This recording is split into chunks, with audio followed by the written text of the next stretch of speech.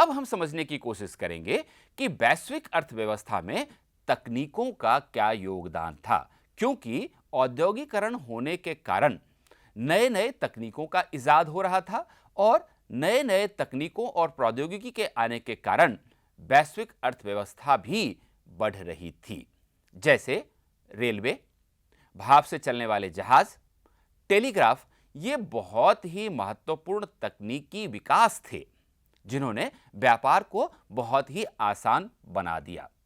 क्योंकि एक उदाहरण लेते हैं कि पहले जब बाहर के देशों से यूरोप में मांस का व्यापार होता था तो जिंदा जानवरों को जहाज में रख करके और ब्रिटेन भेजा जाता था, यूरोप भेजा जाता था, फिर वहां उनको काटा जाता था। इससे काफी महंगा हो जाता था मांस। लेकिन अब जब तकनीकों का विकास होना शुरू हुआ तो रेफ्रिजरेटेड जहाज बनने लगे, जहाजों में ही रेफ्रिजरेटर की व्यवस्था होनी शुरू हो गई। इसका फायदा क्या हुआ? इसका फायदा यह हुआ कि अब जिस देश से मांस को दूसरे देश में निर्यात किया जाता है तो उसी देश में जानवरों को काट दिया जाता था और सिर्फ मांस रेफ्रिजरेटेड जहाजों में रख करके और दूसरे देशों को निर्यात किया जाता था। इससे यह हुआ कि खाद्य पदार्थों को लंबी दूरी तक ले जाना संभव हुआ और अब ये खराब भी नहीं होते थे। इसका एक फायदा यह हुआ कि जब उत्पाद खेत से लेकर के और बाजारों तक कम लागत पर आसानी से पहुंच सकते थे तो उपभोक्ता को भी ये काफी कम कीमत पर उपलब्ध हो जाते थे। अब अगर हम यूरोप की बात करें तो समझने की कोशिश करें कि ये जो तकनीक आए तो इन तकनीकों का लाभ यूरोप वालों को कैसे हुआ। तो सबसे पहला फायदा तो यही हुआ कि यूरोप में खाद्य पदार्थों और अन्य उपभोक्ता वस्तुओं की कीमत अत्यंत कम हो गई और अब गरीब लोगों के लिए भी विभिन्न प्रकार के आहार उपलब्ध हो गए जिनका वो उपभोग कर सकते थे, क्योंकि अब वो उनकी पहुंच में था। इससे यह हुआ कि लोगों की जीवन शैली बेहतर हो गई और लोगों के जीवन शैली के बेहतर होने से सामाजिक शांति भी बढ़ा और अब चूंकि दूसरे विषयों के ऊपर लोग सोच सकते थे, इसलिए विदेशों में जब साम्राज्यवाद को बढ़ाने की बात हुई तो वहां के लोगों का समर्थन भी यूरोप के विभिन्न देशों के सरकारों को मिला। चलिए बच्चों, अब हम एक गतिविधि करके देख लेते हैं। आप एक इमेज यहां देख रहे हैं और इस छवि में आप देख पा रहे हैं कि ऊंची ऊंची चिमनियां हैं जिससे धुआं निकल रहा है। अब आपको कोई भी दो उदाहरण बताना है कि आधुनिक विकास जो प्रगति से जुड़ा हुआ है वह समस्याओं का भी कारण बना है। तो कौन सी समस्याएं इस तरह से उत्पन्न हो गई हैं? अब तक हमने देखा कि वैश्विक संपर्क के कारण अंतर्राष्ट्रीय व्यापार भी बढ़ा, लेकिन अंतर्राष्ट्रीय व्यापार का नकारात्मक पक्ष भी है। अब उसको भी समझ लेते हैं।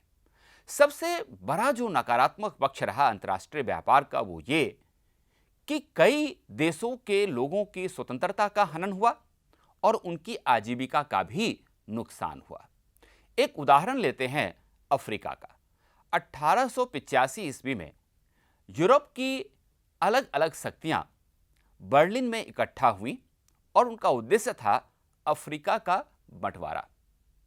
ब्रिटेन, फ्रांस, बेल्जियम, जर्मनी, यहां तक कि अमेरिका भी अब नए औपनिवेशिक शक्ति बन गए। और मैं आपको आगे एक मैप दिखाता हूं जिसमें आप ये देखेंगे कि अफ्रीका के कुछ देशों की सीमाएं बिल्कुल सीधी लकीर की तरह हैं, जैसे कोई फुट्टा यानी कि स्केल रख करके उनको खींच दिया गया हो।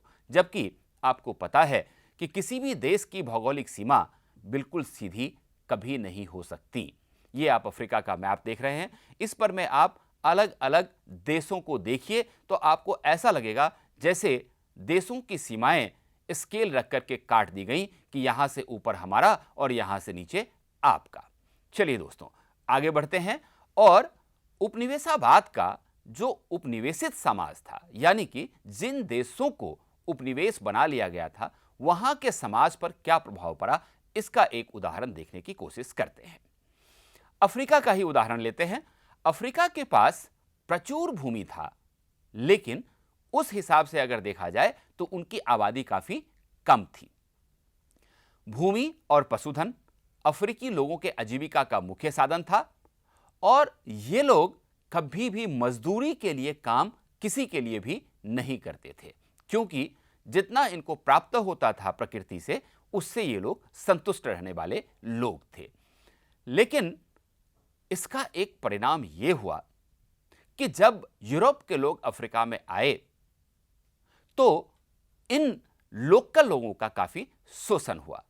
19वीं शताब्दी के अंत में अफ्रीका में ऐसी बहुत ही कम उपभोक्ता वस्तुएं हुआ करती थीं जिन्हें वेतन के पैसों से खरीदा जा सकता हो, क्योंकि लोग वेतन पर काम करना पसंद बिल्कुल भी नहीं करते थे। लेकिन जब यूरोपीय लोग अफ्रीका में आए तो उन्होंने बागानी खेती पर जोर दिया और वहां के जो नेचुरल रिसोर्सेस थे, वहां के जो खदान थे, उनका दोहन करना शुरू किया ताकि यहां से प्राप्त धन संपदा को यूरोप भेजा जा सके। और इसके लिए उनको सस्ते दर पर लेबर की आवश्यकता थी। लेकिन अफ्रीका के जो लोग थे वो तनख्वाह पे काम करना बिल्कुल नहीं चाहते थे। ऐसी स्थिति में खदानों में काम करने के लिए या बागानों में काम करने के लिए लेबर मिलना बहुत ही कठिन काम हो रहा था। ऐसी स्थिति में यूरोपियन ने क्या किया कि उन्होंने इन अफ्रीकियों के ऊपर भारी भरकम कर लाद दिया, जिसको अदा करने में उनको कठिनाइयों का सामना करना पड़े। साथ ही उन्होंने उत्तराधिकार कानून में भी परिवर्तन कर दिया और अब यह व्यवस्था कर दी गई कि परिवार के केवल एक ही व्यक्ति को पैतृक संपत्ति मिलेगी। अब अन्य लोगों के साथ फिर क्या होगा? तो जब एक ही व्यक्ति को पैतृक संपत्ति मिलेगी तो दूसरों के पास संपत्ति नहीं होगी, तो ऐसी स्थिति में उनको श्रम बाजार में धकेलना बहुत आसान हो जाएगा। ऐसी सोच यूरोपीय लोगों की थी। इसके साथ ही बागानों में काम करने वाले या खदानों में काम करने वाले लोगों को बाड़ों में बंद कर दिया जाता था और उनको बाड़ों से निकलने पर पाबंदी लगा दी जाती थी। वो खुलेआम घूम फिर नहीं सकते थे। इस तरह से अफ्रीका के लोगों को अपने कंट्रोल में करने का प्रयास किया गया। इसी समय में लगभग 1890 के दशक में अफ्रीका में मवेशियों के बीच एक बीमारी फैल गया जिसको रिंडरपेस्ट कहते हैं। और ये जो रिंडरपेस्ट बीमारी जब फैली तो लगभग 90% मवेशी अफ्रीका के मौत के मुंह में चले गए। जब 90% मवेशियों की मौत हो गई तो अफ्रीकी लोगों के रोजी रोटी का साधन बिल्कुल खत्म हो गया। तो जब उनके रोजी रोटी का कोई साधन ही नहीं बचा तो अब खान मालिकों के लिए और बागान मालिकों के लिए ये बहुत आसान हो गया कि उनको इन जगहों पर काम पर वेतन देकर के लगाया जा सकता था। इस तरह से यूरोपीय उपनिवेशकारों को पूरे अफ्रीका को जीतने में और उनको अपना गुलाम बना लेने का एक बहुत ही बेहतरीन मौका हाथ लग गया और इसके पीछे रिंडरपेस्ट बीमारी था। चलिए अब हम भारत और वैश्विक व्यवस्था के आपसी संबंधों को समझने की कोशिश करते हैं। भारत से अनुबंधित या गिरमिटिया श्रमिकों को ले जाया जाना भी 19वीं शताब्दी की दुनिया की विविधता को दर्शाता है। यह जनता के कष्टों में वृद्धि, उनकी बेहिसाब गरीबी और उत्पीड़न के नए रूपों के इजाद की दुनिया थी। 19वीं सदी में भारत और चीन के लाखों मजदूरों को बागानों में या खदानों में काम करने के लिए, सड़क निर्माण के लिए या फिर रेलवे निर्माण परियोजनाओं में काम करने के लिए दूर दूर देशों में ले जाया जाता था। भारतीय अनुबंधित श्रमिकों को मुख्य रूप से त्रिनिदाद, सूरीनाम, गुयाना, मॉरिशस और फिजी ले जाया जाता था। मजदूरों की भर्ती का काम एजेंट करते थे, जिन्हें अंग्रेजों की तरफ से कमीशन मिलता था। मजदूरों को कहाँ जाना है, यात्रा के साधन क्या होंगे, क्या काम करना होगा, जीवन के हालात कैसे होंगे, इन सब चीजों के बारे में उन्हें हमेशा ही गलत जानकारी दी जाती थी और इस अनुबंध व्यवस्था को ही नई दास प्रथा का नाम दिया गया है। लेकिन एक खास बात यह रही कि इन सारी कठिनाइयों के बावजूद मजदूरों ने पुरानी और नई संस्कृतियों का मिश्रण करते हुए व्यक्तिगत और सामूहिक अभिव्यक्ति के नए रूप खोज लिए। और इसका एक उदाहरण है, त्रिनिदाद में मुहर्रम के सालाना जुलूस को एक विशाल उत्सवी मेले का रूप दिया गया जिसे होसे कहा जाता था, और यह नाम इमाम हुसैन के नाम पर दिया गया था। उसमें सभी धर्मों और सभी नस्लों के मजदूर हिस्सा लेते थे। उसी प्रकार रास्ता फरियानबाद नाम का एक विद्रोही धर्म पैदा हुआ जिसे जमैका के रैगे गायक बॉब मार्ले ने ख्याति के शिखर पर पहुंचा दिया। इसमें भी भारतीय प्रवासियों और करेबियाई द्वीप समूह के बीच इन संबंधों की झलक देखने को मिल जाती है। त्रिनिदाद और गुयाना में मशहूर चटनी म्यूजिक भारतीय प्रवासियों के वहां पहुंचने के बाद सामने आई रचनात्मक अभिव्यक्ति का बहुत ही शानदार उदाहरण है। सांस्कृतिक समागम के ये स्वरूप एक नई वैश्विक दुनिया के उदय की प्रक्रिया के अंग थे। अब हम भारत का विदेशों के साथ व्यापार के बारे में जानकारी प्राप्त करें। भारत से ब्रिटेन और शेष विश्व को मुख्य रूप से खाद्यान्न और कच्चे माल का निर्यात किया जाता था, लेकिन 19वीं शताब्दी में भारतीय बाजार ब्रिटिश औद्योगिक उत्पादों से पट गया था।